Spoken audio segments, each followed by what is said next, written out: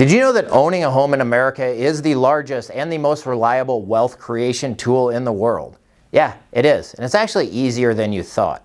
So I'm going to talk to you a bit about how you can create wealth using your home. And it's been proven over decades with thousands of people across the United States. But I'm going to warn you in advance. This is a trigger warning. This is only for people who like a place to live and like money. So we're going to talk about building your net worth. Let's talk about the people we see in everyday life. We got Taylor Swift in the news all the time. Tons of articles about her recent tour and her recent movie. Nobody's talking about what the interest rate is on her home loan. They're talking about her money and her net worth. For a little bit older generation, Elon Musk, often declared the wealthiest private individual in the world. It's not because of the low interest rate on his house, because I don't think he even has one. It's about his net worth. Or for the older group, Warren Buffett. Ran Berkshire Hathaway for the last 50 years, amassed a fortune well over $100 billion, made some great investments. Every year, Warren does a highly publicized letter and speech to his shareholders that everybody on Wall Street reads. It's all about the market and about how he is creating wealth now and in the future. I Googled it up, and I'm pretty sure never in one of those letters has he ever talked about the smoking low refi he got on his 70-year-old house back in Omaha. It doesn't happen. Because there are people who pay attention to their net worth. So we're going to talk about your 10-year home wealth creation plan. I call it the no money down millionaire. So we're going to look at some numbers on this. And we're going to talk about some scenarios that those of us in real estate have seen many times over the years for creating wealth in real estate. So we're going to start out with a little dashboard here. And we're going to talk about home appreciation. So we were talking about some of these numbers to begin with. So we're saying 5% next year. So we go 3% the year after that. We're even going to go -1, -1. And then we get some normal appreciation, 4, 5, 6% per year. Now we talked about a entry-level home. Did we say it's $350,000? Okay, so somebody that moves up, they live in a $350,000 house here in the Lewiston area. If they move up, probably move up to what, about a $460,000 house? Okay. After that, they might move up to what, a $700,000 house maybe? Then everybody wants to live in $1 million house. Let's go 1.1 million. Okay, so that's our plan. So we're going to run the numbers using this appreciation. So if somebody looking, they're going to come in, they're going to get pre-qualified to buy a house for $350,000. We're going to work with the seller, have them pay for some closing costs, so they can get to that house with no money down or nearly no money down. So we projected out the appreciation levels. So that means at the end of the first year, that house is worth $367,000. At the end of the second year, it's $378,000, which means at the end of that 2-year plan, they will have increased their net worth by $28,525 on a $0 investment, which is pretty damn good. A lot better than you're going to do on renting. So you say, hey, I'm doing better. I made some money off my house. I want a nicer house. So they're going to pull some money out of that first house and use it to put down on that second house. And they're going to have that house for another year. And we had that year of negative appreciation. So the first house has gone up. We pulled money out. So even after pulling money out, we're still positive on the net worth. And we've had a negative year on that third house, or that second house. Okay, net worth is still positive, but not great. But we make up for it in time, so we go into the fourth year. So we had a couple years of down. So, okay, at the end of the fourth year, got a little bit of negative appreciation there, a little bit of negative net worth, but we own 2 houses. So, you know, we're sitting in a pretty good place still. We're going to keep going because we still need a place to live, and we still like money. So the market comes back around. We say, okay, we want another house. We've been living in this house a couple of years. We're a little bored with it. We want to get a nicer house. So you move up, you buy a $700,000 house. Again, we're going to pull money out of these other 2 houses, mostly out of the first house, for appreciation. We now own 3 homes. We live in a $700,000 house. And our net worth has gone up $134,000 at the end of that 7th year. We're back on track. This is starting to make some sense. Plus, we own a couple of houses. But we haven't addressed the other big fun point. Because now we own 3 homes, but we only live in one of them. So what are we going to do with the other 2 houses? We're going to rent them out. So in this example, we're using a net rent of $500 per month on the first 2 houses, first 2 homes.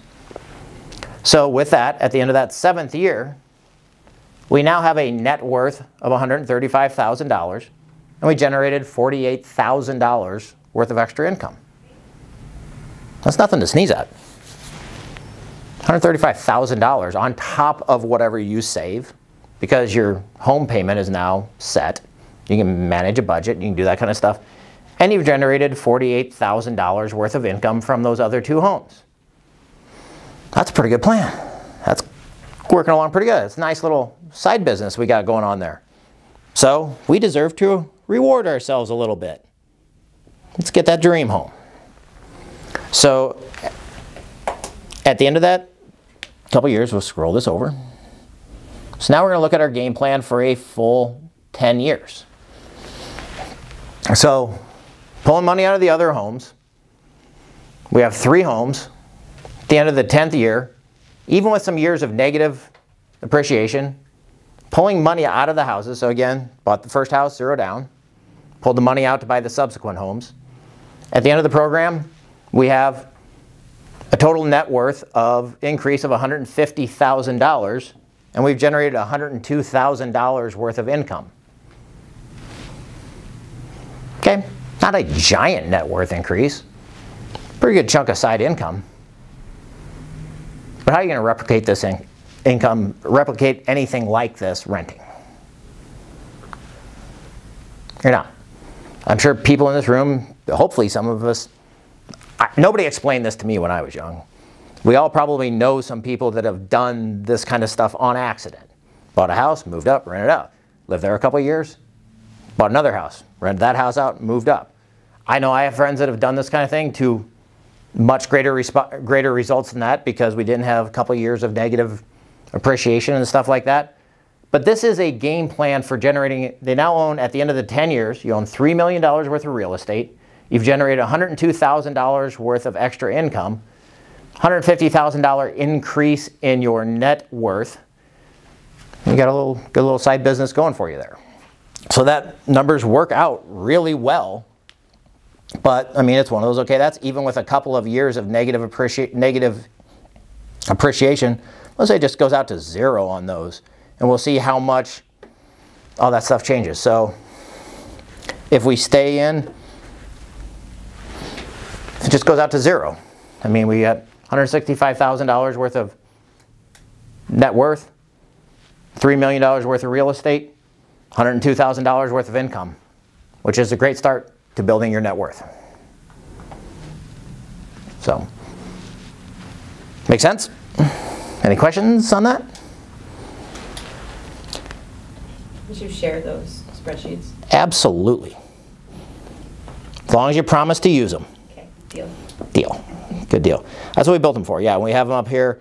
So yeah, reach out to the crew here at the office. I'll get those out to you, as well as the videos once we get them edited up and things like that. So that's a great way to kind of get talking about different conversations and be able to do this stuff. And that's the big thing that we all have to do. And we have the opportunity to do that. So now, where do we go from here? So we're going to bring it back in the room. We're going to talk to the folks in the room. So we have to find new ways, new, easier ways. We have social media. We have things like that. We have to find ways to reach people and send them these messages to get them thinking about it. And it has to be different ways than we're used to. We have to reach new people. We have to smash these misconceptions. We have to simplify these concepts, which I love to do, nurture, to educate, and to grow. And it's not going to be easy. So this is part of my message to you is it's tough out there right now. It's tough for mortgage. It's tough for real estate. It's hard. But it's supposed to be hard. If it was easy, everybody would do it. And we saw it the last couple of years because everybody was doing it. We had imposters coming in and taking our business because it was easy to sell real estate. It was easy to sell 2.5% interest rates. It's supposed to be hard, But earning a good living in real estate is unique. We have the ability to be able to build our own businesses, mostly wear what we want to wear, work mostly the schedules we want to do. When we think about, what did our parents do for a living? Our uncles, our aunts, grandparents. Did they have jobs where they had the potential to make hundreds of thousands of dollars per year, which there are still plenty of people doing in real estate and mortgage, wearing what they want to wear, living the life they want to live, and that stuff? That's a good way of life for most people. That's why it's special. And it has to be hard, because it's worth it. It's supposed to be hard. We have to do the hard things to do it. This is what hard feels like. Right now, these downtimes is just what hard feels like. But it's what gets the weak people out of the market.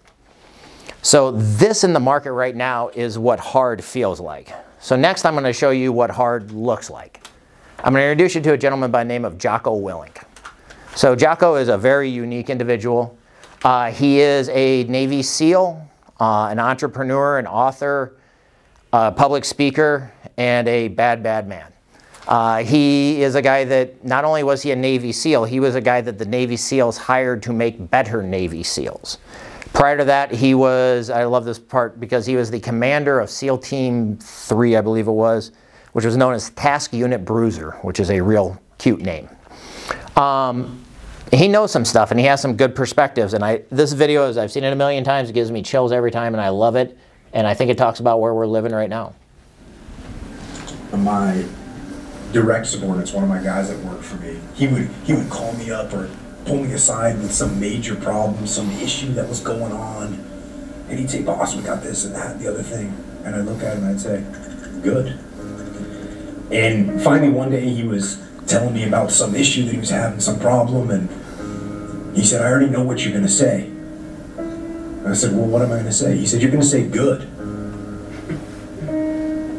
He said, "That's what you always say. When something is wrong and going bad, you always just look at me and say good." And I said, "Well, yeah, when things are going bad, there's going to be some good that's going to come from it. Didn't get the new high-speed gear we wanted? Good. Didn't get promoted? Good. More time to get better. Oh, mission got canceled? Good. We can focus on another one. Didn't get funded. Didn't get the job you wanted. Got injured. Sprained my ankle. Got tapped out? Good. Got beat? Good. I learned. Unexpected problems? Good. We have the opportunity to figure out a solution. That's it. When things are going bad, don't get all bummed out, don't get startled, don't get frustrated. If you can say the word good, guess what? It means you're still alive. It means you're still breathing. And if you're still breathing, well then hell, you still got some fight left in you. So get up, dust off, reload, recalibrate, re-engage, and go out on the attack.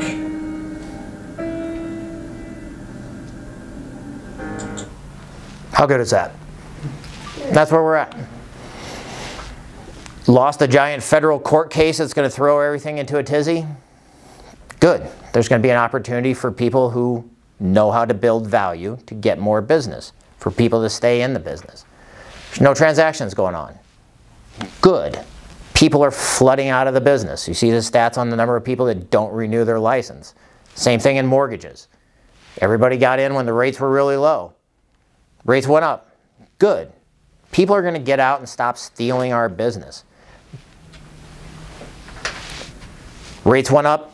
Stuff we talked about. Good. We have the opportunity to deliver different messages, build different clientele, to do things to build our business now. Be here together and share ideas so that the next time this happens, these imposters don't come in and steal our business.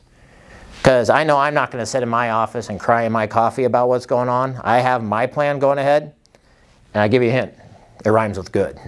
So that's all I have for you today. Jonathan, do you have anything else you wanted to? Thanks, Rod. Appreciate it so much. Awesome. Well, thanks for coming. I appreciate it.